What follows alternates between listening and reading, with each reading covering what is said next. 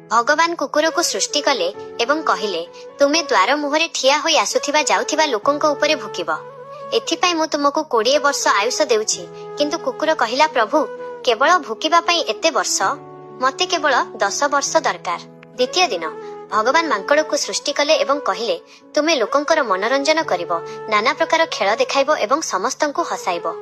एथिपाई मु तुमको मध्य 20 वर्ष आयुष देउछि। मांकड़ कहिला 20 वर्ष जाए डियाकुदा कले तो मु मरीजिबि।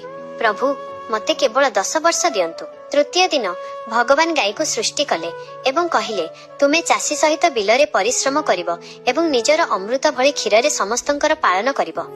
एथिपाई मु तुमको 60 वर्ष आयुष देउछि। गाई कहिला एहा तो बहुत कष्टकर जीवन प्रभु, मते आपण केवल 20 वर्ष दियंतु। चतुर्थ दिन भगवान मनीष को सृष्टि कले एवं कहिले जाओ खेलकूद कर, विवाह कर, आनंद कर एवं परमात्मा को प्राप्त